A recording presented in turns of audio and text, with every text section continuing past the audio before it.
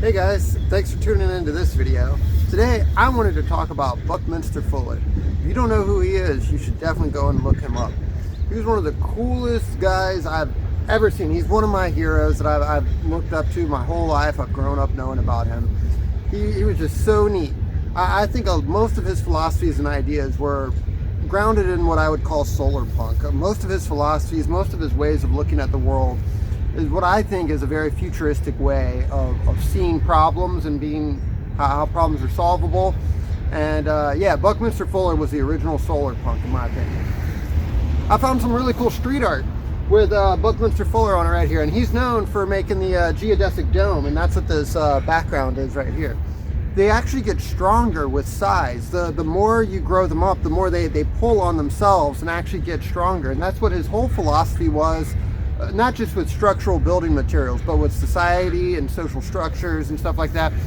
Buckminster Fuller was the one who coined the term synergy. And now I know that word is thrown around a whole lot today, but what he meant by the term synergy or synergistic materials was properties that emerge that are stronger or greater than the sum of the components and the parts that go into it, such as the geodesic dome.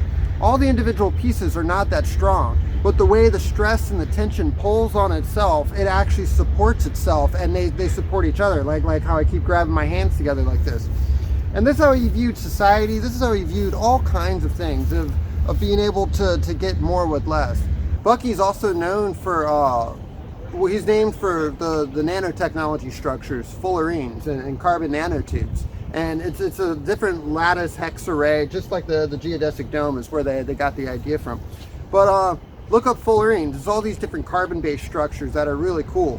One of the things he talked about a whole lot was resources and scarcity and abundance, and how in the past it made sense that there was extreme poverty because it was justified in a way because there was limited resources to go around.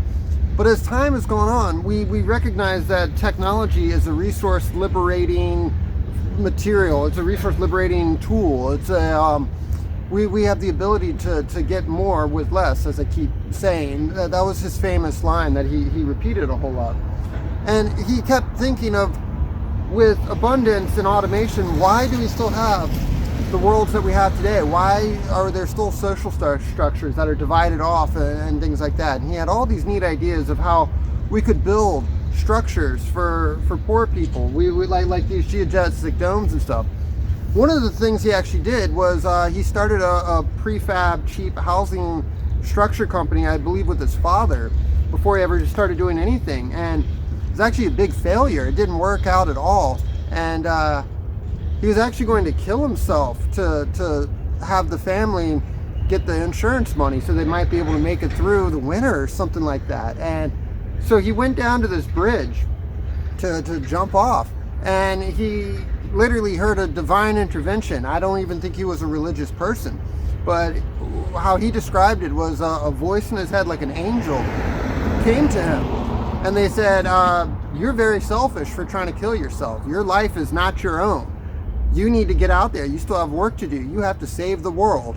And more or less, I'm paraphrasing, but that's what they told him. And he came back and he dedicated his life to trying to solve the world's problems and a world with solutions and figuring out how we could do more with less, how we could build a world for everyone.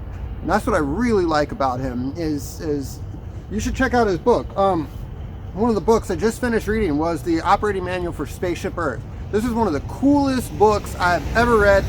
I'll be honest, I'm dyslexic. I'm not very good at reading. I cannot remember the last time I've read an entire book cover to cover. It's been over a decade, and I flew through this. I could not put this down. This is one of the coolest, neatest views of the world, and this is a good beginner's guide to Buckminster Fuller of sustainability and the future and technology, and not having to sacrifice our way of life, not having to sacrifice luxury and a good quality of life to be sustainable and to make it work for everybody else. That's what his views were. My mom was an elementary school teacher for many decades, and over the doorway of her classroom there was a Buckminster Fuller quote. And one of my favorite quotes of Buckminster Fuller and the way he saw resources and garbage and trash, I'm going to paraphrase the quote, but it was something along the lines of the only reason we have garbage at all and why we throw away things is because we are ignorant of the value of the resources that we are throwing away.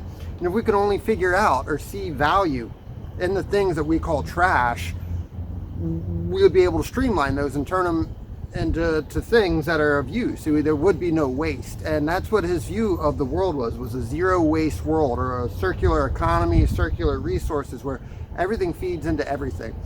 And I really like this with mushrooms and fungus. I really think that fungus is the future as far as they're the decomposers. They're able to break down pretty much all trash, all kinds of biological resources, and rebuild them into things. And people are finding uses for mushrooms. We'll go over these in other videos, things that me and my team are working on, and some of my other friends. But they are using mycelium to build blocks-based structures, so you can build different actual growing materials, like whole buildings even maybe one day. So yes, inspired by Buckminster Fuller is the way of looking at all kinds of resources and building structures of the future. So that's about all we have time for today. That's just a brief overview of who Buckminster Fuller was. Look him up because, like I said, he's one of my heroes, one of my all-time favorite people. I think he was absolutely amazing. So Solarpunk future, yes.